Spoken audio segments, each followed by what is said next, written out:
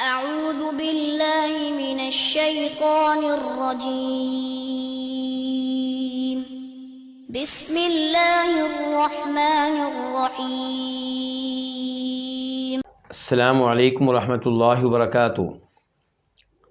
ان الحمد للہ نحمده ونستعینه ونستغفره ونعوذ باللہ من شرور انفسنا ومن سیئات اعمالنا من يهده الله فلا مضل له ومن يضلل فلا هادي له واشهد ان لا اله الا الله وحده لا شريك له واشهد ان محمدا عبده ورسوله.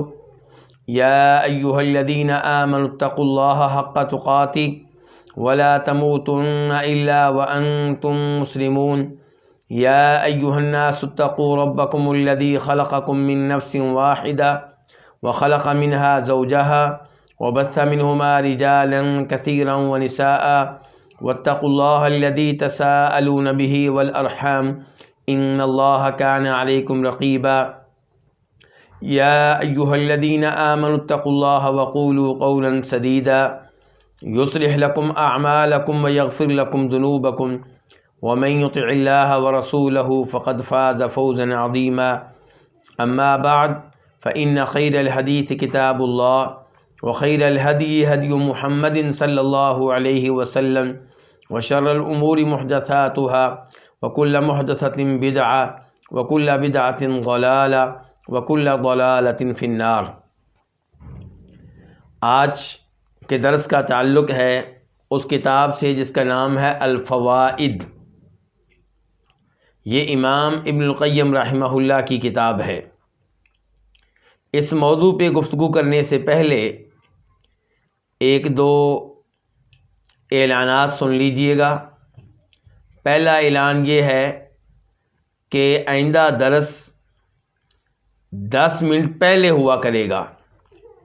آج 40 منٹ پہ درس شروع ہوا ہے تو آئندہ درس 30 منٹ پہ ہوگا.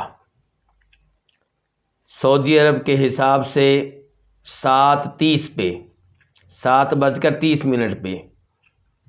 اور باقی لوگ بھی یہ سمجھ لیں کہ درس شروع ہونے کا جو ٹائم آج تھا اس سے 10 منٹ پہلے. اور انشاءاللہ یہ اعلان واٹس ایپ گروپوں میں بھی آ جائے گا. دوسرے نمبر پہ گزارش یہ ہے کہ ہم سب لوگ واٹس ایپ گروپوں میں جمع ہوئے ہیں اللہ کے فضل و کرم سے دین سیکھنے کے لیے، عقیدہ سیکھنے کے لیے، توحید سیکھنے کے لیے. اور یہ بہت عظیم عمل ہے. تو جو احباب ان گروپوں میں شامل ہوئے میں انہیں مرحبا کہتا ہوں، ویلکم کرتا ہوں اور ان کے لیے دعائے خیر کرتا ہوں. اللہ تعالیٰ ان کے وقت میں، ان کے علم میں، ان کی اولاد میں، ان کے رزق میں برکتیں ڈالے اور ان کی زندگی کے امور آسان فرمائے. لیکن افسوس سے کہنا پڑتا ہے کہ چند لوگ خیر کے کاموں سے ناجائز فائدہ بھی اٹھاتے ہیں. آپ جانتے ہیں کہ ہمارے پاک و ہند میں جہاں عام طور پہ لوگ نماز پڑھنے کے لیے مسجد میں جاتے ہیں، وہاں پہ ایک آدھ ایسا بھی ہوتا ہے جو لوگوں کی چیزیں چوری کرنے کے لیے پہنچ جاتا ہے. نماز جنازہ میں عام طور پہ لوگ آئے ہوتے ہیں تاکہ نماز جنازہ ادا کریں، میت کے لیے دعا کریں، لیکن ایک دو ایسے بھی آئے ہوتے ہیں جو لوگوں کی جیبیں کاٹ رہے ہوتے ہیں. تو افسوس سے کہنا پڑ رہا ہے ایک دو ایسے لوگ بھی ہمارے گروپوں میں شامل ہیں جو احباب سے پرائیویٹ رابطہ کرتے ہیں اور کہتے ہیں کہ ہماری مالی مدد کریں، ہم سے تعاون کریں. تو میں ایسے لوگوں سے کہتا ہوں کہ وہ اللہ سے ڈریں اور ہمارے اس علمی ماحول کو خراب نہ کریں اور اللہ کے نیک بندوں کو تنگ نہ کریں. اور جن احباب سے رابطہ ہو انہیں چاہیے کہ بالکل کسی قسم کا تعاون نہ کریں. آپ تعاون ان لوگوں سے کریں جن کو آپ جانتے ہیں کہ وہ اس کے حقدار ہیں. واٹس ایپ گروپوں کے ذریعے آپ سے کوئی رابطہ کرے تو ایسے کسی شخص سے تعاون نہ کریں اور اس کی حوصلہ افزائی کا سبب نہ بنیں بلکہ حوصلہ شکنی کریں تاکہ اس کو آئندہ ایسی جرأت نہ ہو. اس کے بعد الفوائد گزارش کر چکا ہوں کہ یہ کتاب کس امام کی ہے، امام ابن القیم رحمہ اللہ کی. چونکہ ہم نے اس کتاب کے ساتھ زندگی کے کئی ایام گزارنے ہیں اللہ کے فضل و کرم سے انشاءاللہ، تو اس لیے بہتر ہوگا کہ پہلے جان لیا جائے کہ اس کتاب کے مؤلف کون ہیں، رائٹر کون ہیں، مصنف کون ہیں، یہ کون صاحب ہیں جن کی گفتگو ہم اتنے ایام پڑھیں گے اور سنیں گے۔ ویسے بھی ہم سب اہل توحید میں سے ہیں، اللہ کے فضل و کرم سے درست عقیدہ رکھتے ہیں، شرک و بدعات سے بچنے والے ہیں، اور شرک و بدعات سے بچنے والے امام ابن القیم رحمہ اللہ سے پیار کرتے ہیں، ان سے محبت کرتے ہیں۔ تو اس لحاظ سے بھی پتہ ہونا چاہیے کہ یہ امام صاحب کون ہیں۔ تیسرے نمبر پہ اس لیے بھی ان کے حالات کا علم ہونا چاہیے کہ نیک لوگوں کے حالات پڑھیں اور سنیں تو اس سے کئی عبرتیں ملتی ہیں، کئی سبق ملتے ہیں، اور انسان میں کئی اچھے جذبات پیدا ہوتے ہیں۔ تو آئیے جاننے کی کوشش کرتے ہیں کہ امام ابن القیم رحمہ اللہ کون ہیں۔ آج کا ہمارا درس اسی موضوع پہ ہوگا۔ اور اتفاق سے میں یہ بھی بتا دوں کہ میرا جو ماسٹر کا رسالہ تھا، بحث جس کو ہم عربی میں کہتے ہیں، اس کا تعلق بھی امام ابن القیم رحمہ اللہ سے تھا، یعنی کہ میرا موضوع تھا القواعد التفسیریہ عند الامام ابن قیم الجوزیہ، یعنی کہ امام ابن القیم رحمہ اللہ کے ہاں تفسیر کے اصول و ضوابط، تفسیر سے متعلقہ قواعد۔ تو مجھے وہاں سب سے پہلے امام ابن القیم رحمہ اللہ کے حالات کا تذکرہ کرنا پڑا کہ ان کے حالات کیا تھے، ان کا نام کیا تھا، کہاں پیدا ہوئے، کون ان کے اساتذہ تھے، کون ان کے شاگرد تھے، زندگی میں کیا کیا آزمائشیں آئیں، کب فوت ہوئے، کہاں فوت ہوئے۔ تو یہ سب کچھ آج میں آپ کے سامنے رکھنا چاہوں گا، اور مجھے امید ہے کہ آپ مکمل توجہ کے ساتھ یہ سنیں گے اور انشاءاللہ اس سے ہمیں کئی سبق ملیں گے۔ تو ان کا نام ہے محمد، ان کے والد کا نام ہے ابو بکر، دادا کا نام ہے ایوب، پردادا کا نام ہے سعد، اور ان کو کہا جاتا ہے الزرعی۔ زرعی کیوں کہا جاتا ہے؟ یہ ایک گاؤں کا نام ہے، اس گاؤں کی طرف ان کی نسبت ہے، اور یہ گاؤں کدھر واقع ہے؟ یہ دمشق کے قریب واقع ہے۔ دمشق شام، جسے سوریہ بھی کہتے ہیں عربی میں، انگلش والے شاید سائریہ کہتے ہیں شاید۔ تو امام ابن القیم کو زرعی دمشقی کہا جاتا ہے، یعنی کہ دمشق میں زندگی گزری ہے، دمشق کے قریب یعنی کہ گاؤں، اور پھر دمشق میں زندگی گزری ہے۔ لقب ان کا کیا تھا؟ شمس الدین۔ کنیت کیا تھی؟ ابو عبداللہ۔ اور مشہور کس نام سے ہوئے؟ ابن قیم الجوزیہ۔ اس کا کیا مطلب ہے؟ ذرا توجہ سے سنیے گا۔ ابن کہتے ہیں بیٹے کو، قیم کہتے ہیں منتظم کو، ناظم کو، نگران کو۔ الجوزیہ یہ اصل میں ایک مدرسے کا نام ہے، ایک دینی ادارے کا نام ہے، یعنی کہ المدرسہ الجوزیہ۔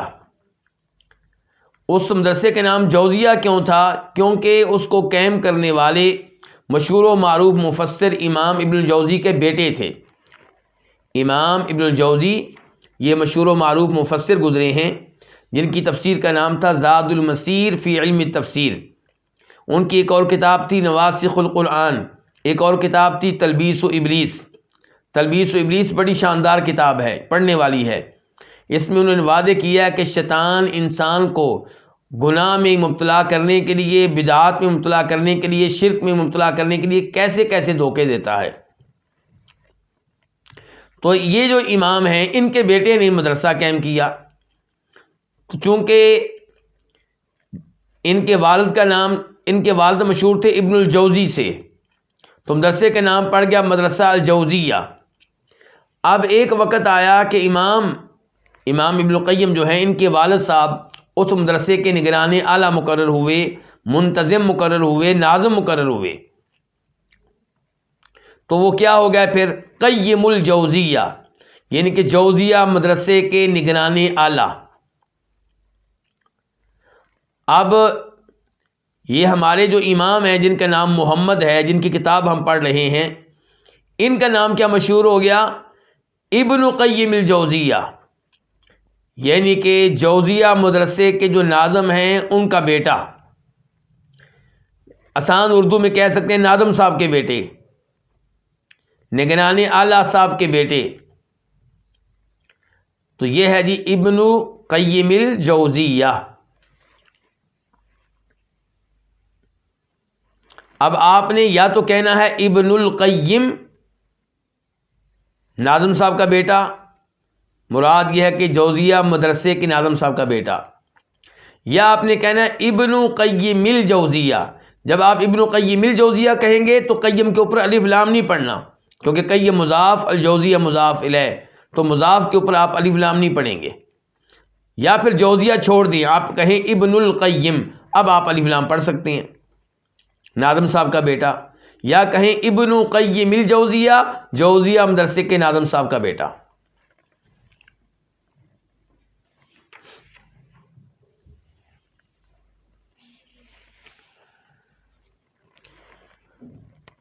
تو ہمارے جو مؤلف ہیں ان کا نام کیا؟ محمد۔ اس سے بھی عبرت حاصل کریں، سبق حاصل کریں۔ اکیلا نام کیا ہے؟ محمد۔ ہمارے پاک و ہند میں کیا کرتے ہیں؟ بچے کا نام محمد رکھتے ہیں، لیکن ساتھ ایک لفظ اور لگا دیں گے، مثال کے طور پہ محمد نذیر۔ اب دنیا اس کو نذیر کہے گی، کوئی اس کو محمد نہیں کہے گا، کوئی کہے گا محمد نذیر، لیکن اکیلا محمد کوئی بھی نہیں کہے گا۔ بھئی جب آپ اپنے بچے کا نام نبی علیہ الصلوۃ والسلام کی محبت میں آپ کے نام پہ رکھنا چاہتے ہیں، تو آپ کا نام تو صرف محمد تھا، تو سنگل نام رکھیں۔ زیادہ سے زیادہ آپ بچے کے نام کے ساتھ اس کے والد کا نام لگا دیں، لیکن ہم محمد کے ساتھ والد کا نام لگانے کی بجائے کوئی اور نام لگائیں گے، مثال کے طور پہ محمد نذیر، محمد اسماعیل، محمد ابراہیم۔ اب بچے کو دنیا کیا کہے گی؟ یا اسماعیل یا ابراہیم یا نذیر، محمد کوئی نہیں کہتا۔ تو یہ انداز اتنا مناسب نہیں ہے۔ تو بچے کا نام جب محمد رکھا ہے تو محمد ہی رکھیں اور محمد کے نام سے پکاریں۔ اور وہ لوگ غلط کہتے ہیں کہ جی بچے کا نام محمد نہیں رکھنا چاہیے، کیونکہ پھر لوگ الٹے نام سے پکارتے ہیں۔ جو الٹے نام سے پکارے انہیں منع کیا جائے، نہ یہ کہ بچوں کا نام محمد رکھنے سے گریز کیا جائے۔ اپنے بچوں کا نام محمد رکھنا چاہیے۔ کئی ایک صحابہ کرام نے اپنے بچوں کا نام محمد رکھا ہوا تھا صلی اللہ علیہ وسلم۔ اس کے بعد ولادت ان کی کب ہوئی ہے؟ اس کے لیے آپ کو سب سے پہلے یہ پتہ ہونا چاہیے کہ آج کل کون سا سال چل رہا ہے؟ عربی سال 1444، 14 پھر 4 پھر 4، یعنی کہ 1444، 1444۔ تو یہ چل رہا ہے اس وقت۔ اور امام ابن القیم کب پیدا ہوئے ہیں؟ 691، 691 ہجری، یعنی کہ آپ کہہ سکتے ہیں 7ویں صدی کے آخر میں، 691 میں 691، تو 7ویں صدی کے آخر میں یہ پیدا ہوئے ہیں۔ کیسے انہوں نے تربیت پائی؟ تو بڑی اچھی تربیت انہوں نے پائی، کیونکہ ان کا گھر علم کا گھر تھا۔ ایک متقی شخص ان کے والد صاحب تھے، ان کے والد صاحب ایک متقی شخص تھے، عالم شخص تھے۔ جیسا کہ بتا چکا ہوں کہ ایک مدرسے کے ناظم تھے۔ مدرسے کے ناظم کیوں بنایا گیا؟ کیونکہ عالم دین تھے۔ ان کا نام بتا چکا ہوں، ابو بکر۔ تو یہ ابو بکر بڑے عالم فاضل آدمی تھے، وراثت کے علم کے بڑے ماہر تھے۔ اور چونکہ جوزیہ مدرسے کے ناظم تھے، اس لیے اہل علم کے بیچ میں رہتے اور ان کے ساتھ رابطے میں رہتے، تو اس کا فائدہ یقیناً پھر بیٹے کو بھی ہوتا ہے جب ماحول علمی ملے، دینی ملے۔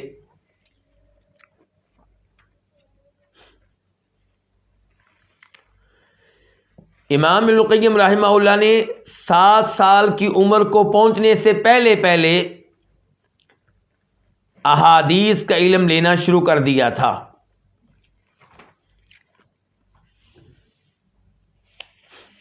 یہ کیسے ہمیں پتہ چلا کہ ابھی وہ 7 سال کی عمر کو نہیں پہنچے تھے اور انہوں نے حدیث کا علم لینا شروع کر دیا تھا؟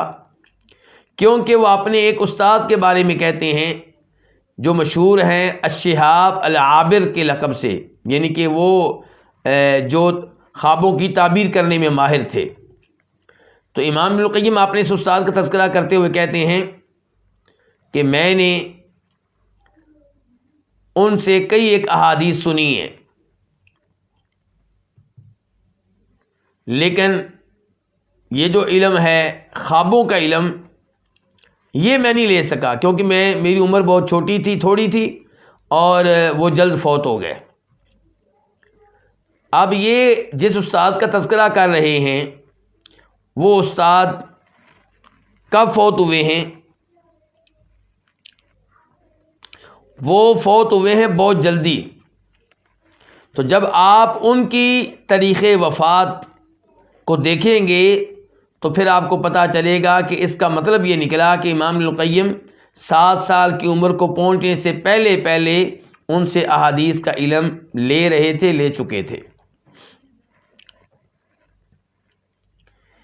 امام ابن القیم رحمہ اللہ کا اخلاق اور ان کے اوصاف: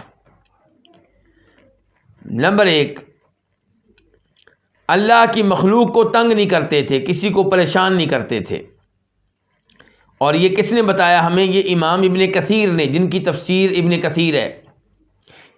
تفسیر ابن کثیر کے مؤلف امام ابن کثیر کہتے ہیں ان کے بارے میں کہ لا یحسد احدا، کسی سے حسد نہیں کرتے تھے، ولا یؤذیہ، نہ کسی کو تنگ کرتے تھے، ولا یحقد علی احد، اور نہ ہی کسی سے کینہ اور بغض رکھتے تھے۔ تو یہ سبق میں بھی حاصل کروں، آپ بھی۔ کسی مسلمان سے حسد کرنا، اسے تنگ کرنا، کینہ بغض رکھنا یہ مناسب نہیں ہے۔ امام ابن کثیر نے یہ گفتگو کہاں کی؟ اپنی کتاب البدایہ والنہایہ میں، تاریخ کی کتاب ہے۔ دوسرے نمبر پہ لوگوں سے محبت کرنے والے، یہی امام ابن کثیر کہتے ہیں ان کے بارے میں کہ وَكَانَ حسن القراءۃ والخلق کثیر التودد، یعنی کہ پڑھائی میں بہت اچھے، پڑھنے میں بہت اچھے، اخلاق میں بڑے اعلیٰ اور محبت کرنے والے انسان تھے۔ تیسرے نمبر پہ ان کے اوصاف میں سے تواضع، عاجزی، انکساری، تکبر نہیں۔ یہ کیسے پتہ چلا؟ یہ ان کی کتاب، ان کے امام ابن القیم کی اپنی کتابوں سے پتہ چلتا ہے۔ مثال کے طور پہ ان کی کتاب ہے بدائع الفوائد، ایک وہ کتاب ہے جو ہم پڑھنے لگے ہیں جس کا نام ہے الفوائد، ایک ان کی کتاب اس کے علاوہ ہے بدائع الفوائد۔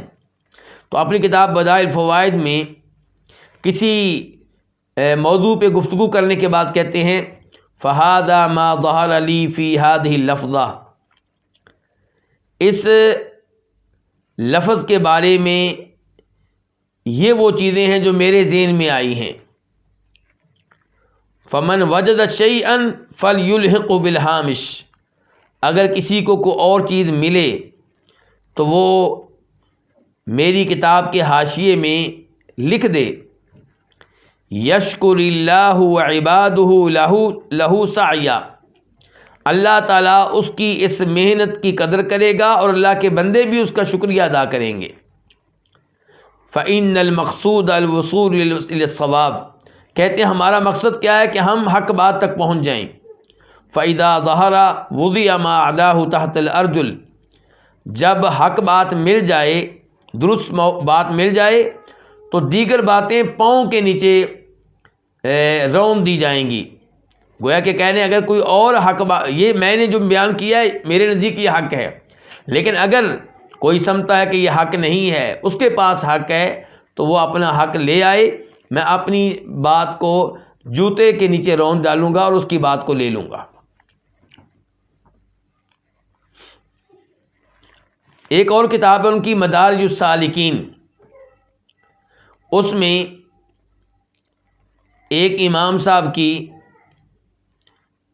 غلطی بیان کرنے کے بعد کہتے ہیں ولولا ان الحق للہ ورسولہ وان کل ما عدا اللہ ورسولہ فمأخوذ من قولہ ومتروک وهو عرضۃ الوہم والخطأ لما اعترضنا على من لا نلحق غبارهم ولا ندری معهم فی مضمارهم. کہتے ہیں کہ حق بات وہ ہے جو اللہ کہیں، حق بات وہ ہے جو اللہ کے رسول کہیں صلی اللہ علیہ وسلم، اور اللہ کے رسول کے علاوہ ہر ایک کی بات درست بھی ہو سکتی ہے، غلط بھی ہو سکتی ہے، لی بھی جا سکتی ہے، ریجیکٹ بھی کی جا سکتی ہے. یہ سبق حاصل کریں یہاں سے کہ اللہ کے رسول کے علاوہ چاہے کوئی صحابی ہو، چاہے کوئی تابعی ہو، چاہے امام ابو حنیفہ رحمہ اللہ ہوں، چاہے امام مالک ہوں، چاہے امام شافعی ہوں، چاہے امام احمد، کوئی بھی ہوں، یہ سب قابل احترام ہیں، لیکن یہ معصوم نہیں ہے. ان کی درست باتیں لی جائیں گی اور اگر کوئی بات قرآن و حدیث کے خلاف نظر آئے تو وہ چھوڑ دی جائے گی. تو کہہ رہے ہیں امام القیم رحمہ اللہ کہ اللہ کے رسول کے علاوہ ہر ایک کی بات لی جائے گی اور چھوڑ دی جائے گی، یعنی کہ جو حق ہوگی لی جائے گی، جو غلط ہوگی چھوڑ دی جائے گی. اور اللہ کے رسول کے علاوہ ہر ایک کی بات میں ہر ایک کو وہم لگ سکتا ہے، ہر ایک کو غلطی لگ سکتی ہے. تو کہتے ہیں اگر یہ حقیقت نہ ہوتی کہ حق بات وہ ہے جو اللہ کے رسول نے بیان کی اور باقی لوگوں کے اقوال غلط بھی ہو سکتے ہیں، صحیح بھی ہو سکتے ہیں، اگر یہ بات نہ ہوتی تو ہم کبھی بھی ان پہ اعتراض نہ کرتے جن کے گرد و غبار کو بھی ہم نہیں پا سکتے. یعنی کہ جس امام کی میں نے یہ غلطی نکالی ہے وہ علم کی دنیا میں اتنا اعلیٰ اور افضل ہے کہ میں تو اس کے گرد و غبار کو بھی نہیں پہنچ سکتا. ولا ندری معهم فی مضمارهم، اور اگر اور نہ ہی ہم ان کا مقابلہ کر سکتے ہیں، اور ہم سمتے ہیں وَنَرَاهُمْ فَوْقَنَا فِي مَقَامَاتِ الْإِيمَانِ وَمَنَازِلِ السَّائِرِينَ، اور یہ علماء جو ہیں یہ ہم سے کہیں بلند و بالا ہیں ایمان کے مقام میں اور اللہ رب العزت تک پہنچنے کے معاملے میں. یہ چمکتے ہوئے ستارے ہیں. پھر کہتے ہیں وَمَنْ كَانَ عِنْدَهُ عِلْمٌ فَلْيُرْشِدْنَا إِلَيْهِ، جس کے پاس علم ہو وہ ہماری رہنمائی کرے. وَمَنْ رَآ فِي كَلَامِنَا زَيْغًا أَوْ نَقْصًا وَخَطًا فَلْيُهْدِ إِلَيْنَا الصَّوَابَ، اور جس کو ہمارے کلام میں کوئی غلطی نظر آئے، کوئی خطا نظر آئے، کوئی کمی کوتاہی نظر آئے تو وہ ہمیں حق بات تحفہ کے طور پہ دے. ہم جو ہیں اس کی اس محنت کی قدر کریں گے اور ہم اس کی بات کو قبول کریں گے، سر تسلیم خم کر دیں گے، اس کی بات کو مان لیں گے. تو یہ ہے تواضع امام القیم رحمہ اللہ کی. ایک تو جس بڑے امام کی غلطی نکالی ہے، غلطی نکالنے کے بعد تکبر نہیں کر رہے بلکہ کہہ رہے ہیں کہ حقیقت میں یہ امام اور اس جیسے دوسرے امام مجھ سے کہیں آگے ہیں علم میں تو ان کے گرد و غبار کو بھی نہیں پا سکتا، میں ان کا مقابلہ نہیں کر سکتا. ایمان میں بھی آگے، اللہ تک پہنچنے کے جو مقامات ہیں ان میں بھی ہم آگے، وہ تو آسمان کے چمکتے ہوئے ستارے ہیں. اور پھر کہہ رہے ہیں کہ میں نے جو غلطی نکالی ہے یا جو بھی گفتگو کی ہے اس میں کسی کو کوئی عیب نظر آئے، کوئی کمی کوتاہی نظر آئے تو مجھے حق بتائے، میں اس کی قدر کروں گا، مان لوں گا، تسلیم کر لوں گا. تو یہ ہے علماء کا انداز، یہ ہے اہل ایمان کا انداز. اپنی غلطی کی ہمیشہ اصلاح کرتے ہیں اور مرتے دم تک مجھے اور آپ کو ایسے ہی رہنا چاہیے. یہ نہیں کہنا چاہیے کہ میں اتنے سال سے پڑھ رہا ہوں میری بات کیسے غلط ہو سکتی ہے. ہو سکتی ہے بھی، کیوں نہیں ہو سکتی. چوتھا ان کا اخلاق یہ ہے کہ علماء کا بہت احترام کرتے تھے، اور اس کی ایک دلیل کیا ہے کہ ایک امام گزرے ہیں، امام ابو اسماعیل الحروی، ان کی کتاب ہے منازل السائرین، اس کی شرح لکھی ہے امام القیم رحمہ اللہ نے. تو وہاں پہ ان کی غلطی نکالنے کے بعد کہتے ہیں، غلطی بیان کرنے کے بعد کہتے ہیں وَلَا تُوجِبُ هَذِهِ الزَّلَّةَ مِنْ شَيْخِ الْإِسْلَامِ إِحْدَارَ مَحَاسِنِ وَإِسَاءَةَ الظَّنِّ بِهِ. کہتے ہیں کہ یہ جو میں نے شیخ الاسلام کی، اس عالم دین کو کیا کہہ رہے ہیں؟ شیخ الاسلام کہتے ہیں یہ شیخ الاسلام کی جو میں نے غلطی بیان کی ہے، اس کا یہ مطلب نہیں ہے کہ ان کی خوبیاں جو ہیں ان پہ پانی پھیر دیا جائے اور ان کے بارے میں بدگمانی رکھی جائے۔ کہتے ہیں فَمَحَلُّهُ مِنَ الْعِلْمِ وَالْإِمَامَةِ وَالْمَعْرِفَةِ وَالتَّقَدُّمِ فِي طَرِيقِ السُّلُوكِ الْمَحَلُّ الَّذِي لَا يُجْهَلُ، ان کا علم میں، امامت میں، معرفت میں اور اللہ رب العزت تک پہنچنے کے معاملے میں وہ مقام ہے جس سے کوئی بھی نا واقف نہیں ہے۔ وَكُلُّ أَحَدٍ فَمَأْخُوذٌ مِّن قَوْلِهِ وَمَتْرُوكٌ، ہر ایک کی بات لی جا سکتی ہے اور چھوڑی بھی جا سکتی ہے، الا المعصوم، سوائے معصوم علیہ الصلوۃ والسلام کے، یعنی کہ نبی علیہ الصلوۃ والسلام کے۔ کہتے ہیں والکامل من عد خطأہ، یہ بڑا اہم قاعدہ بیان کیا ہے، ضابطہ۔ کہتے ہیں وہ انسان کامل ہے جس کی غلطیاں شمار ہوں۔ کہتے ہیں کہ وہ انسان اچھا انسان ہے، کامل قسم کا انسان ہے جس کی غلطیاں بیان کی جائیں کہ اس کی 1 غلطی ہے، 2 غلطیاں، 5 غلطیاں، 10 غلطیاں، اس کا مطلب ہے اس کے علاوہ وہ ٹھیک ہے، اسی لیے تو اس کی غلطیاں تلاش کی جا رہی ہیں۔ اور اگر وہ بالکل ہی غلط ہوتا تو پھر غلطیاں شمار کرنے کی ضرورت ہی نہیں تھی۔ تو جس کی غلطیاں شمار ہوں 1 2 3، تو اس کا مطلب یہ ہے کہ اچھا انسان ہے، باقی اس کے کام ٹھیک ہے، بس یہ غلط ہے۔ تو امام ابن القیم رحمہ اللہ کے اخلاق میں سے میں نے پہلے نمبر پہ کیا بیان کیا کہ اللہ کی مخلوق کو تنگ نہیں کرتے تھے۔ نمبر 2 لوگوں سے محبت کرنے والے۔ نمبر 3 تواضع، عاجزی، انکساری۔ نمبر 4 علماء کا احترام۔ کیا میں اور آپ بھی علماء کا احترام کرتے ہیں؟ کیا مسجد کے امام صاحب کا، خطیب صاحب کا احترام کرتے ہیں؟ افسوس یہ ہے کہ اہل توحید میں علماء کرام کا احترام کم ہے، اور ایسا نہیں ہونا چاہیے۔ نمبر 5 وفادار تھے، خصوصاً اپنے اساتذہ کے، خصوصاً اپنے بڑے استاد شیخ الاسلام ابن تیمیہ رحمہ اللہ کے۔ امام ابن تیمیہ ان کے استاد ہیں، تو ان کے بڑے وفادار تھے، ان کی بڑی تعریفیں کرتے ہیں۔ تو امام ابن القیم رحمہ اللہ نے کتاب لکھی ہے، اور اس کتاب میں ساری گفتگو شعروں میں کی ہے۔ انہوں نے شعروں میں عقیدہ بیان کیا ہے، غلط عقیدے کی نشاندہی کی ہے، تو مستقل کتاب ہے اس موضوع پہ۔ اس کو کہتے ہیں الکافیہ الشافیہ، اور یہ بھی کہتے ہیں اس کو القصیدہ نونیہ، کیونکہ ہر شعر کے آخر میں نون آتا ہے۔ تو اس کے چند اشعار میں آپ کو سناتا ہوں، اس سے آپ کو پتہ چلے گا کہ یہ کس قدر عزت کرتے ہیں اپنے استاد ابن تیمیہ رحمہ اللہ کی۔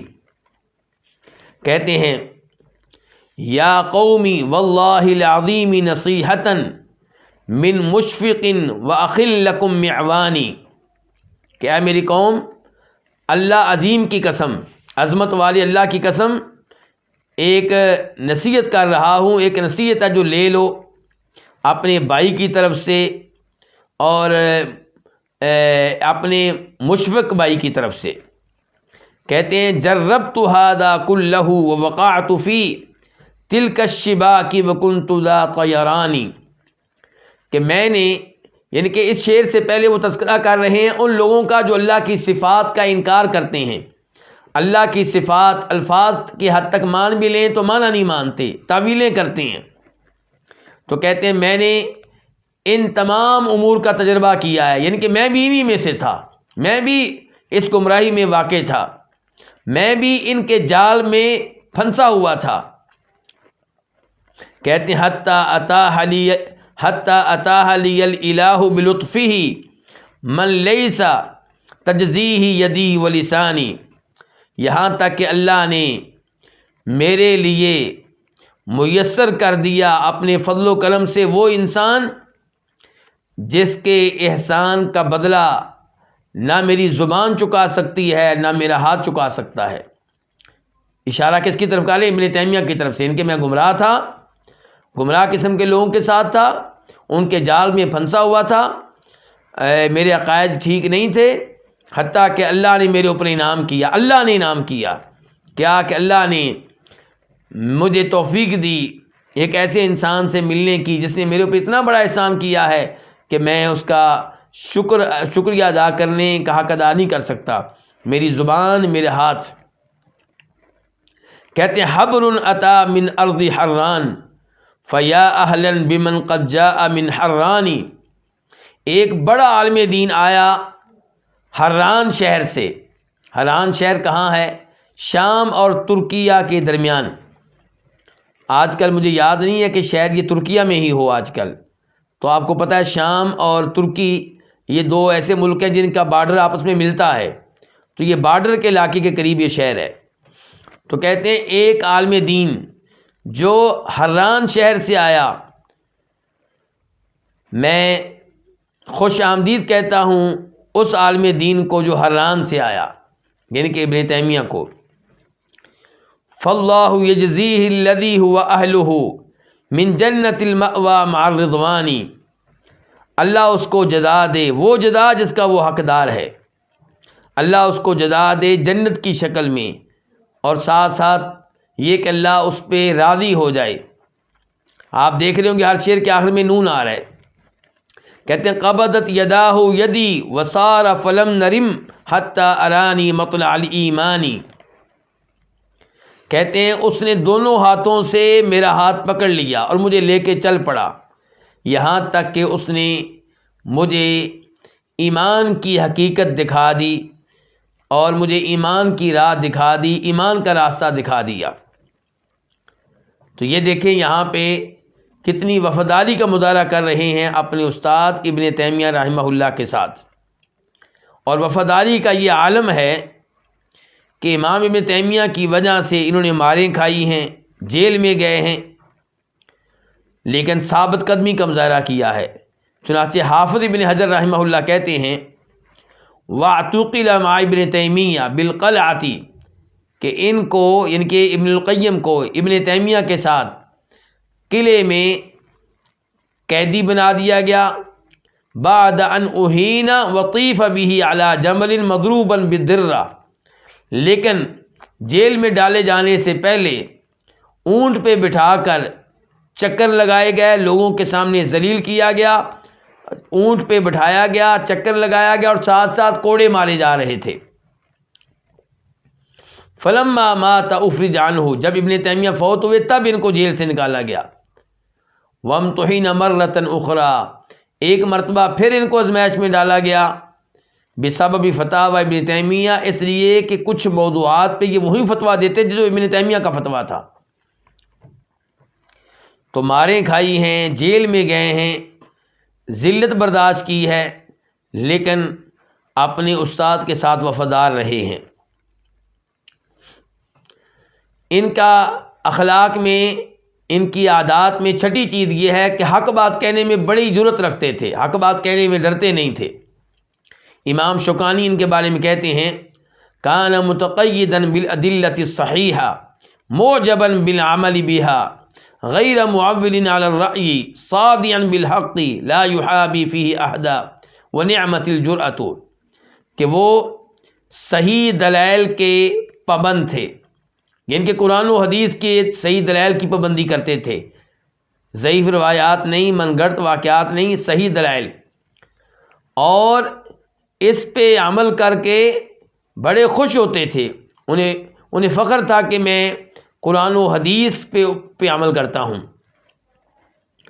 اور رائے وغیرہ پہ اعتماد نہیں کرتے تھے، حق بات کھل کے کہتے تھے، اس معاملے میں کمپرومائز کرنے کے لیے تیار نہیں تھے، اور ان کی یہ جرت بڑی عظیم جرت تھی. 7ویں نمبر پہ ابن القیم رحمہ اللہ کے اوصاف میں سے صبر کرنے والے، استقامت کا مظاہرہ کرنے والے. چنانچہ ان کو جیل میں ڈالا گیا، مارا گیا، پٹائی کی گئی، ذلیل کرنے کی کوشش کی گئی، لیکن سب کے باوجود صبر کا مظاہرہ کیا. اس کے بعد ان پہ کیا کیا آزمائشیں آئیں. ان کے کئی فتاویٰ تھے جن کی وجہ سے انہیں آزمائشوں کا سامنا کرنا پڑا. نمبر 1، دھیان سے سنیے گا، یہ کہ وہ فتویٰ دیا کرتے تھے کہ جب کوئی ایک لفظ کے ساتھ 3 طلاقیں دے تو وہ ایک ہی طلاق واقع ہوتی ہے. جب کوئی اپنی بیوی سے کہے کہ تجھے 3 طلاقیں دیتا ہوں، تو ابن القیم رحمہ اللہ کا فتویٰ تھا کہ یہ ایک ہی طلاق واقع ہوگی، اور یہی فتویٰ ان کے استاد ابن تیمیہ رحمہ اللہ کا بھی تھا۔ تو اب ابن القیم رحمہ اللہ یہ فتویٰ دیتے تھے حدیث کی بنیاد پہ، اور یہی نبی علیہ الصلوۃ والسلام کے زمانے میں اصول تھا، یہی ابوبکر صدیق کے زمانے میں اصول تھا، اور یہی جناب عمر فاروق کے ابتدائی زمانے میں اصول تھا۔ تو جب یہ فتویٰ دینے لگے تو آزمائشوں کا سامنا کرنا پڑا۔ امام ابن کثیر کہتے ہیں وقد كان متصديا للافتاء بمسألة الطلاق التي اختارها الشيخ تقي الدين ابن تیمیہ رحمہ اللہ، کہ وہ طلاق کے مسئلے میں وہی فتویٰ دیتے تھے جو ان کے استاد ابن تیمیہ دیتے تھے۔ وجرت له بسببها فصول يطول بسطها مع قاضي القضاء تقی الدین السبکی، اس وجہ سے، یہ فتویٰ دینے کی وجہ سے ان کے مابین اور چیف جسٹس تقی الدین سبکی کے مابین کئی مجلسیں قائم ہوئیں، بہت سے واقعات ہوئے، کئی آزمائشوں کا ان کو سامنا کرنا پڑا۔ دوسرے نمبر پہ وہ فتویٰ جس کی وجہ سے ان کو آزمائش کا سامنا کرنا پڑا وہ ہے الانکار علی شد الرحال الی قبر الخلیل۔ کئی لوگ ان کے زمانے میں جناب ابراہیم علیہ السلام کی قبر کی زیارت کے لیے جایا کرتے تھے۔ کسی قبر کے بارے میں مشہور تھا کہ یہ بیت المقدس میں ہے اور یہ ابراہیم علیہ السلام کی قبر ہے، تو وہ فتویٰ دیتے تھے کہ قبر کی خاطر سفر کرنے کی اجازت نہیں ہے، یعنی کہ آپ اپنے شہر کے قبرستان میں تو جا سکتے ہیں کیونکہ یہ سفر نہیں ہے، اور قبروں کی زیارت کرنی چاہیے، خصوصاً وہ قبریں جو کچی ہوں، سنت کے مطابق بنی ہوں، جہاں پہ شرک نہ ہو رہا ہو۔ لیکن قبر کی زیارت کے لیے ایک شہر سے دوسرے شہر جانا یہ احادیث کے خلاف ہے، کیونکہ نبی علیہ السلام فرماتے ہیں، بخاری شریف کی حدیث ہے کہ مسجد حرام، مسجد نبوی، مسجد اقصیٰ، یہ وہ 3 مقامات ہیں جن کے لیے سفر کیا جا سکتا ہے۔ تو اب ابراہیم علیہ السلام کی قبر کی زیارت کے لیے سفر کرنا یہ چونکہ غلط تھا، تو امام ابن القیم رحمہ اللہ نے اس سے روکا، تو اس وجہ سے انہیں جیل میں ڈال دیا گیا۔ چنانچہ ان کے شاگرد حافظ ابن رجب کہتے ہیں وَحُبِسَ مُدَّةً لِإِنْكَارِهِ شَدَّ الرِّحَالِ إِلَىٰ قَبْرِ الْخَلِيلِ، ایک عرصے تک انہیں جیل میں رکھا گیا اس وجہ سے کہ وہ کہتے تھے کہ جناب ابراہیم علیہ السلام کی قبر کی خاطر سفر کرنا غلط ہے۔ تیسرا وہ فتویٰ جس کی وجہ سے انہیں آزمائشوں کا سامنا کرنا پڑا، یہاں سے مجھے اور آپ کی عبرت حاصل کرنی چاہیے کہ حق بیان کریں اخلاق کے ساتھ، اچھے طریقے سے، دلائل کے ساتھ، پھر آزمائشیں آئیں تو صبر کریں۔ اللہ کے دین میں آزمائشیں آتی ہیں، لیکن اس کا مطلب یہ نہیں ہے کہ ہم حق بیان کرنا چھوڑ دیں، شرک سے منع کرنا چھوڑ دیں، بدعات سے منع کرنا چھوڑ دیں، نہیں۔ یہ دیکھیں ہمارے علماء نے کتنی آزمائشیں برداشت کی ہیں۔ اب یہ تیسرا واقعہ دیکھیں، معذرت چاہتا ہوں، نیٹ کی خرابی کی وجہ سے رابطہ منقطع ہو گیا تھا، تو میں بیان کر رہا تھا تیسرا مسئلہ جس کی وجہ سے امام ابن القیم رحمہ اللہ کو کئی آزمائشوں کا سامنا کرنا پڑا، وہ یہ ہے کہ وہ فتویٰ دیا کرتے تھے کہ مدینہ منورہ صرف اس لیے جانا کہ نبی علیہ الصلوۃ والسلام کی قبر کی زیارت کروں گا یہ ممنوع ہے۔ ان کا موقف یہ تھا کہ مدینہ منورہ جاتے ہوئے آپ کا مین مقصد یہ ہونا چاہیے کہ میں مسجد نبوی کی زیارت کے لیے جا رہا ہوں، اور اس کے ساتھ ساتھ نبی علیہ الصلوۃ والسلام کی قبر کی بھی زیارت کر لوں گا، کوئی حرج نہیں ہے۔ لیکن آپ کی مین نیت یہ ہو کہ میں آپ کی قبر کی زیارت کے لیے جا رہا ہوں، مین مقصد مسجد نبوی نہ ہو، تو یہ نیت، یہ ارادہ، یہ پروگرام خود نبی علیہ الصلوۃ والسلام کی احادیث کے خلاف ہے، جس حدیث کا پہلے میں تذکرہ کر چکا ہوں۔ آپ نے کہا ہے کہ سفر کیا جائے گا 3 مقامات کے لیے، مسجد حرام، مسجد نبوی، مسجد اقصیٰ، اور جب طور پہاڑ کی زیارت کرنے کے لیے ایک صحابی گئے تھے تو دوسرے صحابی نے ان کو ڈانٹا تھا اور یہی حدیث پیش کی تھی کہ اللہ کے رسول نے تو کہا ہے علیہ الصلوۃ والسلام کہ 3 مسجدوں کے لیے سفر کیا جا سکتا ہے، تو آپ طور پہاڑ کی زیارت کے لیے سفر کیوں کیا آپ نے؟ ایک شہر سے دوسرے شہر آپ جا سکتے ہیں کاروبار کے لیے، کوئی حرج نہیں ہے، آپ جا سکتے ہیں والدین کو ملنے کے لیے، والدین کو ملنے کے لیے جانا یہ نیکی ہے، لیکن مین مقصد آپ کا اب یہ نہیں ہے کہ اس شہر کو آپ اہمیت دے رہے ہیں یا اس کے کسی غار کو یا پہاڑ کو یا قبر کو، نہیں، آپ اپنے والدین کو ملنے جا رہے ہیں، والدین جہاں پہ بھی ہوں گے آپ جائیں گے۔ کسی عالم دین کو ملنے کے لیے سفر کرنا کوئی حرج نہیں ہے، لیکن قبر کے لیے سفر کرنا، کسی پہاڑ کے لیے سفر کرنا، کسی غار کی خاطر سفر کرنا، یہ جو ہے یہ وہ چیز ہے جو ممنوع ہے۔ تو یہ مسئلہ بیان کیا کرتے تھے کون؟ امام القیم رحمہ اللہ۔ تو اس وجہ سے ان کی پٹائی کی گئی، انہیں جیل میں ڈالا گیا۔ امام مقریزی کہتے ہیں 726 ہجری کے واقعات کا تذکرہ کرتے ہوئے کہتے ہیں کہ 726 ہجری میں شعبان کی 6 تاریخ کو سوموار کے دن امام ابن تیمیہ کو جیل میں ڈال دیا گیا اور ان کے ساتھ ان کے بھائی زین الدین کو بھی دمشق کے قلعے میں نظر بند کر دیا گیا اور ابن القیم کی پٹائی کی گئی اور گدھے پہ بٹھا کے دمشق شہر میں ان کو پھرایا گیا۔ دیکھ لیں، یہ ہمارے علماء کرام جیل میں جا رہے ہیں، کوڑے کھا رہے ہیں، گدھے پہ بٹھا کے بیستی کی جا رہی ہے، شہر کا چکر لگوایا جا رہا ہے، برداشت کر لیں کس کے لیے؟ اللہ کی خاطر۔ وجہ کیا تھی؟ امام مقریزی خود کہتے ہیں وجہ کیا تھی؟ کہتے ہیں وَسَبَبُ ذَلِكَ، وجہ یہ تھی کہ ان ابن قیم الجوزیہ تکلم بالقدس فی مسئلۃ الشفاعۃ والتوسل بالانبیاء، کہ امام القیم رحمہ اللہ نے بیت المقدس میں جا کے انبیاء کرام علیہ الصلوۃ والسلام کو وسیلہ بنانے کے موضوع پہ گفتگو کی۔ وَأَنْكَرَ مُجَرَّدَ الْقَصْدِ لِلْقَبْرِ الشَّرِيفِ دُونَ قَصْدٍ لِلْمَسْجِدِ النَّبَوِي، اور انہوں نے کہا کہ یہ غلط ہے کہ آپ مدینہ کا سفر صرف قبر کی خاطر کریں اور مسجد نبوی آپ کے پروگرام میں شامل نہ ہو۔ فَأَنْكَرَ الْمَقَادِسَةُ مَسْأَلَةَ الزِّيَارَةِ، تو بیت المقدس کے جو لوگ تھے، جو علماء تھے، انہوں نے یہ جو مسئلہ تھا کہ مدینہ کا آپ سفر صرف قبر کی خاطر نہیں کر سکتے، اس پہ برا منایا، اس کو غلط سمجھا، اور انہوں نے اس زمانے میں جو وہاں کے جج تھے دمشق کے، ان کو لیٹر لکھا۔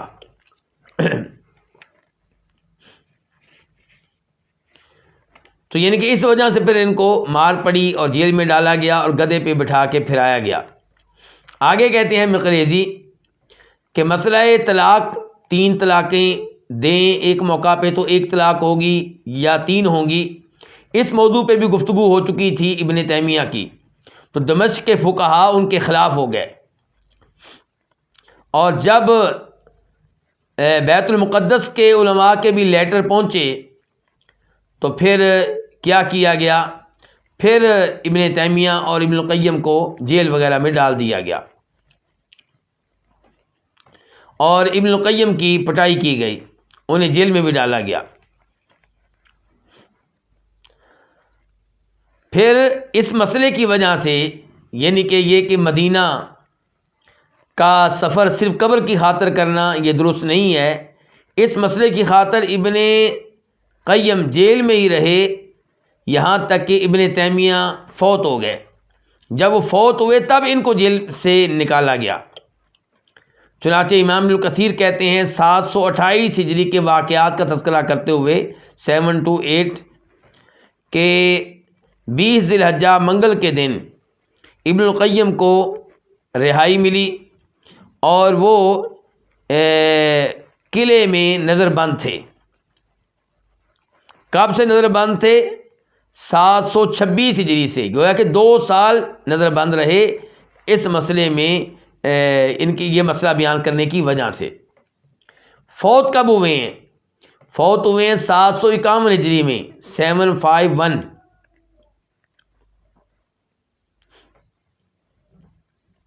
اور پیدا کب ہوئے تھے؟ پیدا ہوئے تھے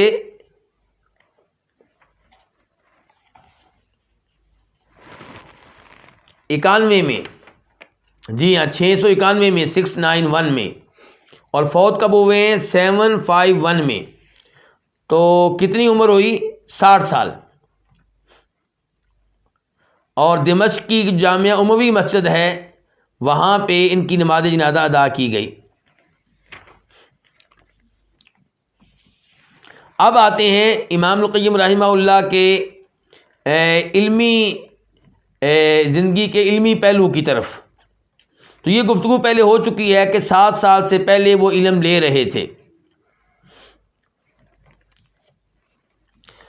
انہوں نے کئی شہروں کا سفر کیا ہے، اگرچہ یہ واضح نہیں ہو سکا کہ یہ سفر علم کے لیے تھا یا علم کے لیے نہیں تھا۔ عالم دین کسی بھی مقصد سے جائے، کسی بھی شہر میں جائے، وہ وہاں پہ علماء کو تلاش کرتا ہے، ان سے علم لیتا ہے۔ یہ عادت ہوتی ہے علماء کی اور دین کے طالب علموں کی۔ چنانچہ یہ جہاں پہ بھی گئے ہیں یقیناً انہوں نے وہاں کے علماء سے فائدہ اٹھایا ہوگا۔ نمبر 1، انہوں نے سفر کیا مکہ کا۔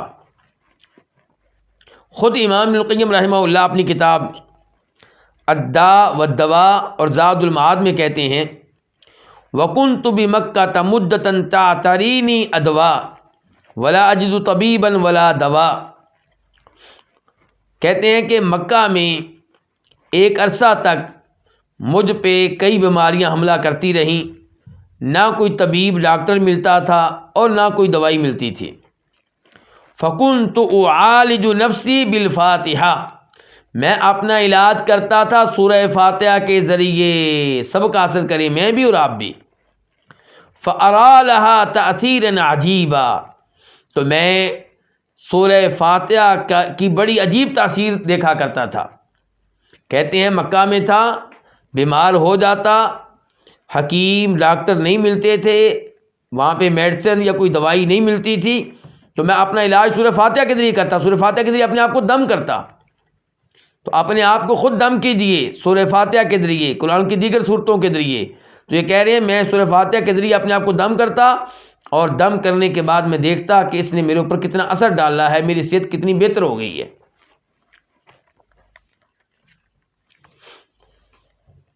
تو گلے میں تعویذ نہیں ڈالے جائیں گے، نہ اپنے گلے میں، نہ بچوں کے گلے میں، نہ بیگم کے گلے میں، بلکہ قرآن کریم پڑھ کر دم کیا جائے، لکھ کر گلے میں نہ ڈالا جائے۔ اور اب میرا موضوع اس وقت کیا ہے کہ امام القیم مکہ گئے ہیں، تو یہاں سے پتہ چلا کہ وہ مکہ میں رہے ہیں، حالانکہ وہ تھے کہاں کے؟ دمشق کے۔ اچھا، امام ابن رجب کہتے ہیں جو ان کے شاگرد ہیں کہ وہ حج مرات کثیرہ، کہ امام ابن القیم رحمہ اللہ نے کئی بار حج کیا۔ وجاور بمکہ، مکہ میں مقیم بھی رہے۔ وکان اہل مکہ یذکرون عنہ من شدت العبادۃ وکثرت الطواف امرا یتعجب منہ، اور اہل مکہ ان کے بارے میں تذکرہ کرتے تھے کہ وہ بہت زیادہ عبادت کرتے تھے، کثرت سے بیت اللہ کا طواف کرتے تھے، اور جس قدر بتاتے ہیں اہل مکہ سن کر حیرانگی ہوتی ہے۔ اچھا، یہاں سے بھی سبق حاصل کیجئے کہ مکہ میں آپ گئے ہیں، وقت ضائع نہ کریں بازاروں میں، مارکیٹوں میں، کثرت سے عبادت کریں، کثرت سے طواف کریں۔ اور دیکھیں یہاں پہ یہ نہیں کہا ابن رجب نے کہ مکہ والے بتاتے تھے کہ امام القیم ایسا مسجد سے جا کے عمرے کیا کرتے تھے، نہیں، کیا کرتے تھے؟ طواف۔ اور یہی کچھ لکھا ہے امام القیم رحمہ اللہ نے اپنے فتاویٰ میں بھی۔ کہتے ہیں کہ نبی علیہ الصلوۃ والسلام جب مکہ آتے تو ایک عمرہ کر لیتے، اس کے بعد ایسا نہیں ہوتا تھا کہ آپ ایسا مسجد والی جگہ جا کر یا کسی اور دائیں بائیں مکہ جگہ جا کے وہاں پہ بار بار عمرے کرتے ہوں، نہ ہی کبھی صحابہ کرام کو اس عمل کی آپ نے ترغیب دی۔ آپ نے زندگی میں 4 عمرے کیے، ہر عمرہ ایک مستقل سفر میں تھا۔ ایسا نہیں تھا کہ مکہ پہنچ کے ایک عمرہ کرنے کے بعد پھر ایسا مسجد یا دائیں بائیں ایسے مقامات سے آپ نے یا آپ کے صحابہ کرام نے بار بار عمرے کیے ہوں۔ ہاں، مکہ کے لوگ یہ عمرہ وہاں سے کریں گے جو مکہ کے رہائشی ہیں۔ تو پتہ چل گیا کہ مکہ کا سفر کرتے رہے ہیں بار بار۔ نمبر 2، مصر کا بھی سفر کیا ہے۔ یہ کیسے معلوم ہوا؟ ان کی کتاب ہے ہدایت الحیارہ، اس کتاب میں کہتے ہیں وقد جرت لی مناظرۃ بمصر ما اکبری من یشیر الیہ الیہود بالعلم والرئاسہ۔ مصر میں میرا ایک مناظرہ ہوا تھا ایک ایسے شخص کے ساتھ جس کے بارے میں یہودی خیال کرتے تھے کہ یہ علم اور عہدے کے لحاظ سے بہت بڑے مرتبے پہ فائز ہے، سب سے بڑا ہے علم کے لحاظ سے یہودیوں میں اور عہدے کے لحاظ سے بھی۔ تو کہہ رہے ہیں مناظرہ کہاں پہ ہوا تھا؟ مصر میں۔ اس کا مطلب ہے امام القیم مصر بھی گئے ہیں۔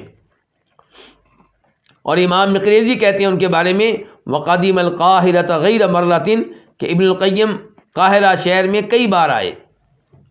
تیسرے نمبر پہ انہوں نے بیت المقدس کا بھی سفر کیا ہے، چنانچہ خود کہتے ہیں کہ بیت المقدس میں اور مکہ میں رہتے ہوئے قرآن کریم کے کئی مقامات پہ کئی آیتوں کے بارے میں نے لکھا ہے، اور پیچھے بھی امام مقریزی کہہ چکے ہیں کہ امام القیم نے بیت المقدس میں یہ مسئلہ بیان کیا تھا کہ نبیوں کو وسیلہ بنایا جا سکتا ہے یا نہیں، تو ان کے اوپر بیت المقدس کے لوگ ناراض ہو گئے تھے۔ اس کا مطلب ہے وہاں پہ گئے تھے۔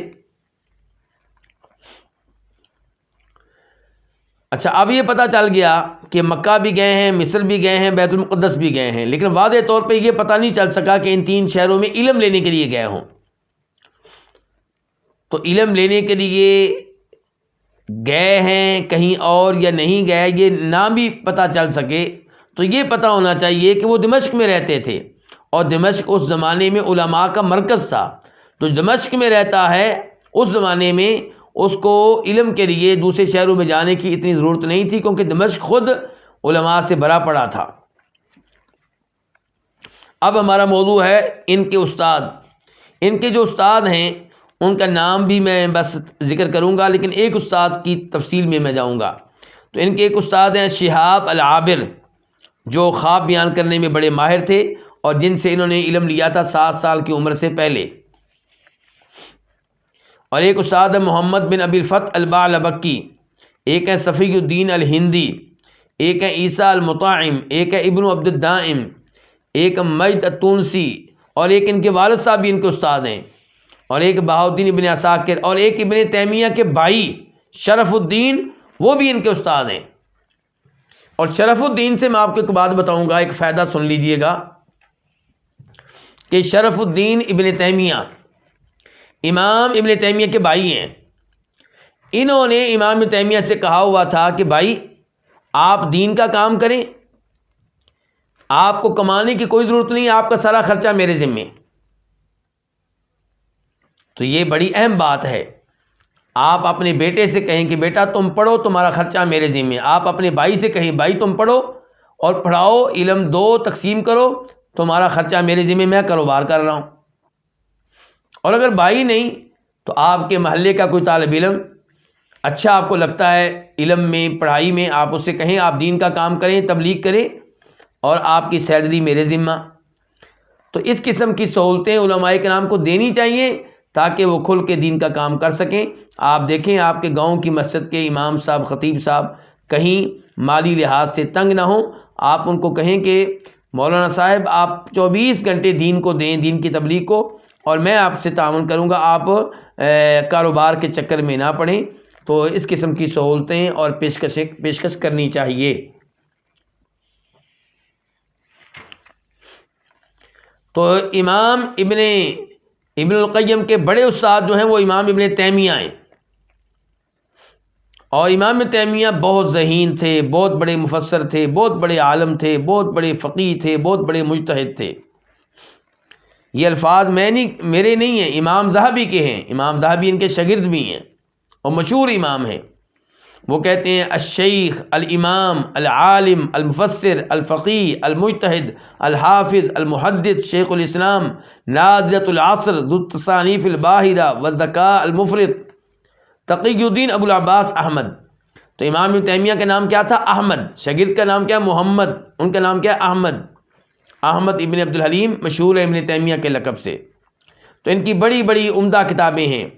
ان میں سے ایک ہے درء تعارض العقل والنقل اور ایک منہاج السنت نبویہ. تو یہ ان کے شاگرد ہیں اور انہوں نے ان سے بڑا فائدہ اٹھایا ہے. امام ابن کثیر کہتے ہیں ولما عاد الشیخ التقی الدین ابن تیمیہ من الدیار المصریہ، کہ جب ابن تیمیہ مصر سے واپس آئے 712 ہجری میں 712 ہجری میں، تو ابن القیم ان کے ساتھ جڑ گئے ان کے فوت ہونے تک. 712 سے لے کے 728، 712 سے لے کر 728، تو یہ یعنی کہ تقریباً 16 سال بنتے ہیں. 16 سال ابن تیمیہ کے ساتھ چمٹ گئے. صبح و شام ان کے ساتھ رہنے کی کوشش کرتے ہیں، ان کے علم سے فائدہ اٹھاتے ہیں. کہتے ہیں فاخذ عنہ علما جما، انہوں نے ان سے بڑا علم لیا ہے. مع ما سلف له من الاشتغال، اور ان کے ساتھ جڑنے سے پہلے بھی علم لے چکے تھے. فصار فریدا فی بابہ فی فنون کثیرہ، تو اس لیے بہت سے فنون میں یہ منفرد تھے اور علم میں ممتاز تھے.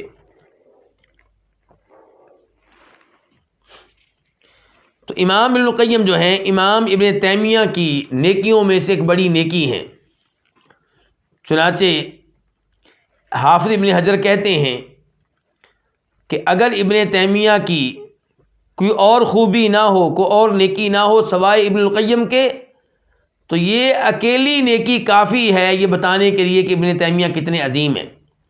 یعنی کہ ابن القیم کی اصلاح کرنے والے، انہیں علم دینے والے کون ہیں؟ ابن تیمیہ. تو ابن تیمیہ کی کوئی اور خوبی نہ ہو، یہ ایک شاگرد ہی ان کی بہت بڑی خوبی ہے.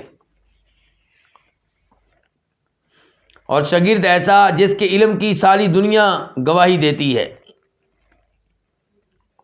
اور پھر ایک جگہ پہ کہتے ہیں ابن حجر وَهُوَ الَّذِي هَذَّبَ كُتُبَهُ وَنَشَرَ عِلْمَهُ، ابن القیم نے ہی ابن تیمیہ کی کتب جو ہیں ان کو ترتیب دیا اور ان کے علم کو عام کیا. اور ایک امام مزی جو ہیں یہ بھی استاد ہیں کس کے؟ امام ابن القیم رحمہ اللہ کے. ایک ابن مفلح ہیں وہ بھی استاد ہیں. شاگردوں کی طرف آ جائیں، شاگرد بھی ان کے بہت زیادہ ہیں. ان میں سے ایک ہیں ابن عبد الہادی، یہ بہت بڑے محدث ہیں اور ان کی کتاب بھی الصارم المنکی فی رد علی السبکی. پھر ابن القیم کے اپنے بیٹے عبداللہ وہ بھی ان کے شاگرد ہیں. ایک بیٹے ہیں ابراہیم وہ بھی ان کے شاگرد ہیں. حافظ ابن رجب بھی ان کے شاگرد ہیں. اب آ جائیں امام القیم کے اعمال کی طرف کہ وہ کیا کیا کچھ کرتے رہے. نمبر 1 امامت کرتے رہے، اس کا تذکرہ کیا امام ابن کثیر نے، ابن رجب نے بھی. مدرسہ جوزیہ میں امامت کرتے رہے ہیں. نمبر 2 خطابت کرتے رہے ہیں. نمبر 3 تدریس کرتے رہے، ٹیچنگ، باقاعدہ کتابیں پڑھاتے رہے ہیں. نمبر 4 مناظرے کرتے رہے ہیں، مناظرے بھی کیا کرتے تھے. ان کے مناظروں میں سے ایک ان کا مناظرہ ہے یہودی عالم سے.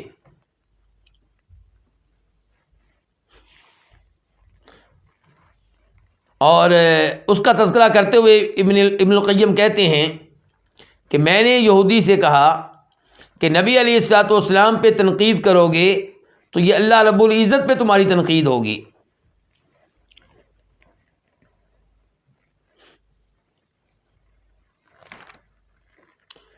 تو اس نے کہا یہ کیسے؟ تنقید ہم کریں محمد پہ صلی اللہ علیہ وسلم اور وہ اللہ پہ ہوگی. تو ابن القیم کہتے ہیں پھر میں نے اس کو کہا میری بات دھیان سے سنو. تو پھر انہوں نے اسے یہ بات سمجھائی.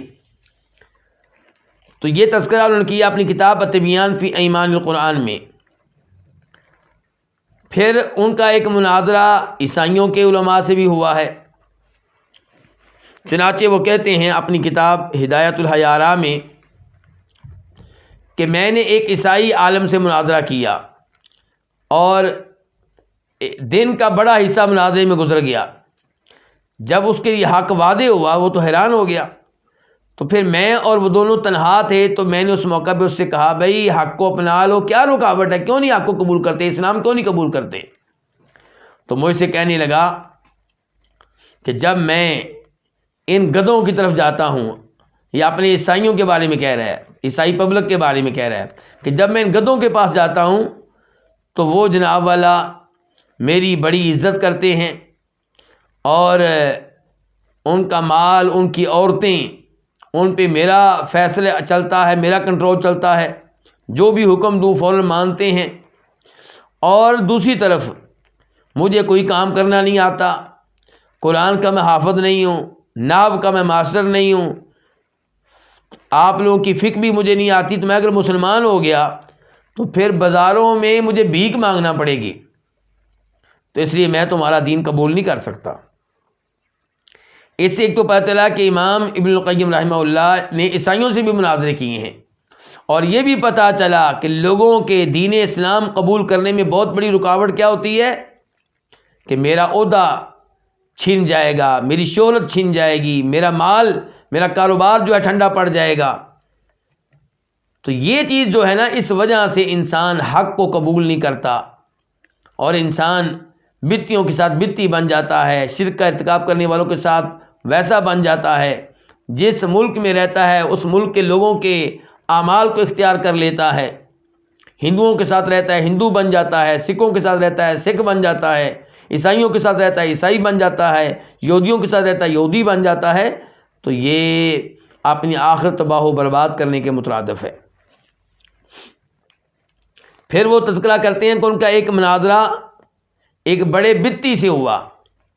چنانچہ کہتے ہیں وَجَرَا بَيْنِي وَبَيْنَ بَعْضِ رُؤَسَاءِ هَؤُلَاءِ مُنَاظَرَةٌ فِي مَسْأَلَةِ الْكَلَامِ, میرے بیچ میں اور ان کے ایک بڑے کے مابین مناظرہ ہوا تھا مسئلہ کلام میں کہ اللہ کلام کرتا ہے کہ نہیں کرتا. تو وہ کہنے لگا ہم اور ساری امت یہ کہتے ہیں کہ قرآن اللہ کا کلام ہے, اس میں کوئی جھگڑا نہیں, کوئی اختلاف نہیں ہے, لیکن اس سے یہ لازم نہیں آتا کہ اللہ تعالیٰ واقعی کلام کرتا ہو.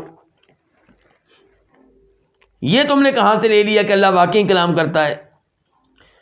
تو امام ابن القیم کہتے ہیں کہ میرے ساتھ جو میرے ساتھی بیٹھے ہوئے تھے ان میں سے ایک نے یہ حدیث پڑھ دی کہ اذا تکلم اللہ بالوحی, صاف صاف حدیث میں آیا کہ جب اللہ تعالیٰ وحی کے ساتھ کلام فرماتا ہے.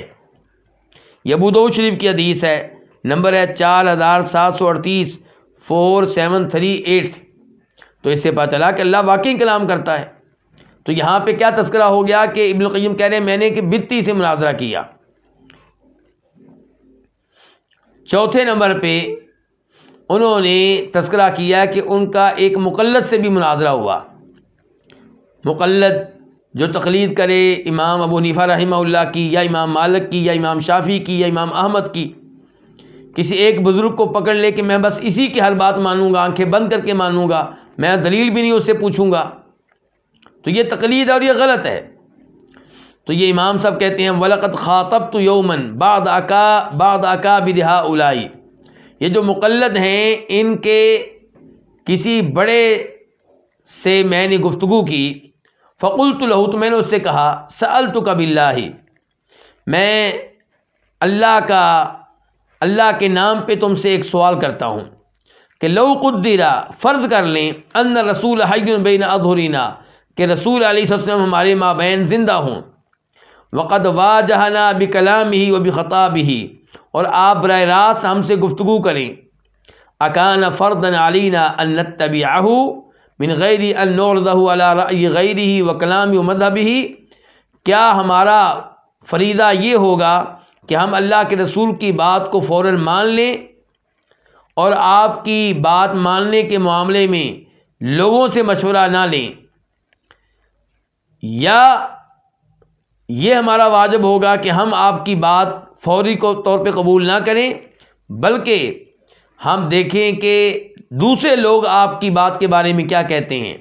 تو اللہ کے رسول زندہ ہوں تو اللہ کے رسول کی حدیث سن کے کیا فوراً مان لو گے, یا یہ کہو گے کہ نہیں جی پہلے ہم اس بارے میں میٹنگ کریں گے, مشورہ کریں گے والد صاحب سے, والدہ سے, محلے والوں سے, رشتہ داروں سے. تو یہ ابن القیم پوچھ رہے ہیں کس سے؟ اس مقلد سے. یعنی کہ اللہ کے رسول کی بات آنکھیں بند کر کے مانو گے اگر اللہ کے رسول زندہ ہوں، یا یہ کہو گے کہ ہم اللہ کے رسول کی حدیث سب مانیں گے جب ہمارے امام صاحب مان لیں، ہمارے قاری صاحب مان لیں، ہمارے والد صاحب مان جائیں؟ فقال، تو آدمی آگے سے کہنے لگا، بل کان الفرد المبادرۃ الی الامتثال من غیر التفات الی سواہ، کہ اللہ کے رسول خود زندہ ہوں، حدیث بیان کریں، تو مجھ پہ واجب یہ ہوگا کہ میں فوراً آپ کی بات مانوں، اور آپ کی بات اس کے معاملے میں کسی اور کی تائید کی ضرورت نہیں ہے، کسی اور کی تصدیق کی ضرورت نہیں ہے۔ تو میں نے اس سے کہا، فَمَا الَّذِي نَسَخَ هَذَا الْفَرْضَ عَنَّا، اگر اللہ کے رسول زندہ ہوتے تو تم خود مان رہے ہو کہ فرض یہ تھا کہ حدیث کو آنکھیں بند کر کے فوراً مان لو، تو اب یہ فریضہ جو ہے اس کو کس نے کینسل کر دیا ہے؟ وَبِأَيِّ شَيْءٍ نُسِخَ، کیسے یہ منسوخ ہو گیا، کینسل ہو گیا ہے؟ یعنی کہ آج بھی ہمارے اوپر واجب یہی ہے کہ اللہ کے رسول کی حدیث کو فوراً مانیں۔ فَوَضَعَ إِصْبَعَهُ عَلَى فِيهِ، تو میری بات سن کے حیرانگی کی وجہ سے اس نے اپنی انگلی اپنے منہ پہ رکھ لی، وَبَقِيَ بَاهِتًا مُتَحَيِّرًا، اور حیران رہا، وَمَا نَطَقَ بِكَلِمَةٍ، لیکن کوئی لفظ اس نے نہیں بولا۔ تو یہ تھے ابن القیم کے مناظرے، کبھی مقلدین سے، کبھی بدعتیوں سے، کبھی عیسائیوں سے، کبھی یہودیوں سے۔ 5ویں نمبر پہ وہ افتاء کا کام بھی کرتے رہے ہیں، فتوے بھی دیتے رہے ہیں، اور اس کا تذکرہ کئی لوگوں نے کیا ہے۔ نمبر 6، انہوں نے کئی ایک بک لکھی ہیں، کئی کتابیں لکھی ہیں۔ مثال کے طور پہ اجتماع الجیوش الاسلامی علی غزو المعطلہ والجہمیہ، اس کتاب میں ثابت کیا ہے کہ اللہ تعالیٰ کی صفات کو ماننا چاہیے، انکار نہیں کرنا چاہیے۔ احکام و اہل ذمہ، مسلمان ممالک میں اگر غیر مسلم ویزا لے کر رہتے ہیں تو ان کے احکام کیا ہیں، ان کے ساتھ سلوک کیسا کرنا ہے۔ نمبر 3، اعلام الموقعین رب العالمین، اصول الفقہ کے اوپر کتاب ہے۔ ایسے ان کی کئی کتابیں ہیں، وقت چونکہ ختم ہو رہا ہے۔ ایک کتاب انہوں نے ابو داؤد شریف کی شرح کے اوپر بھی لکھی ہے، ایک کتاب قرآن کی قسموں کے اوپر لکھی ہے، ایک بچہ پیدا ہو جائے تو اس کے کیا مسائل ہیں، عقیقہ وغیرہ دیگر سب مسائل ان کا تذکرہ کیا ہے۔ نبی علیہ السلام کے اوپر درود پڑھنا، اس معاملے میں کیا کیا سوال لوگوں کے ذہنوں میں آتے ہیں، ان کا جواب کیا ہے، اس موضوع پہ کتاب لکھی ہے۔ جنت کے بارے میں کتاب لکھی ہے۔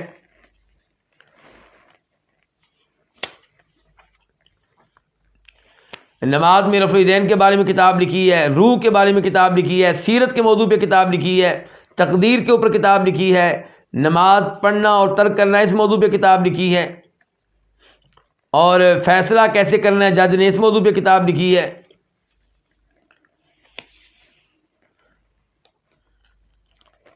اور بھی بہت سی کتابیں لکھی ہیں، اور ایک کتاب یہ الفوائد ہے جس کے اوپر انشاءاللہ ہمارا درس شروع ہونے والا ہے۔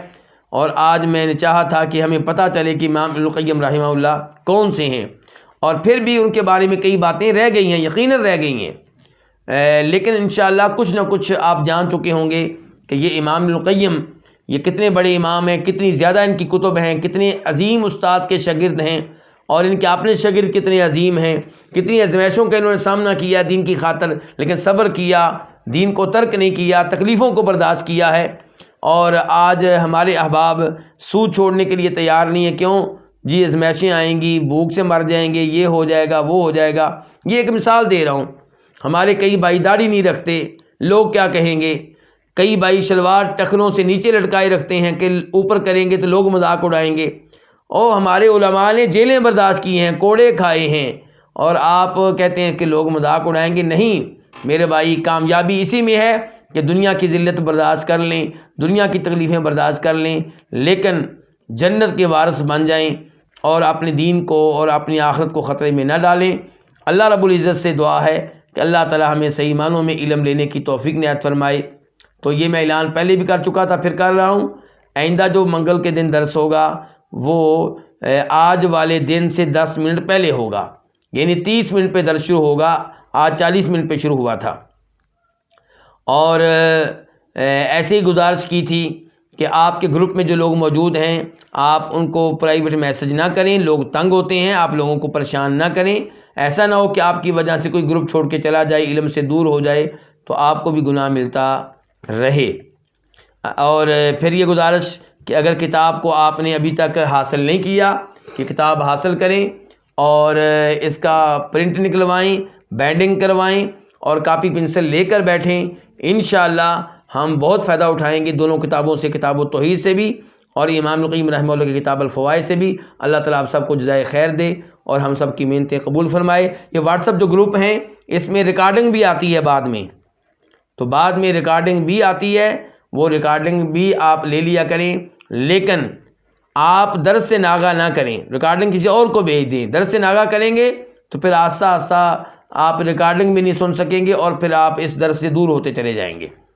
البتہ یہ ریکارڈنگ آپ کے گروپ میں بھی آیا کرے گی اور توحید ٹی وی چینل ہے وہاں پہ بھی آپ کو مل جائے گی، اور الخبر دعویٰ سینٹر ہے ان کی ویب سائٹ پہ بھی آپ کو ویڈیو کلپ اس کے مل جایا کریں گے۔ اللہ تعالیٰ توفیق نعمت فرمائے۔ وصلی اللہ تعالیٰ علی نبینا محمد وعلی آلہ وصحبہ اجمعین۔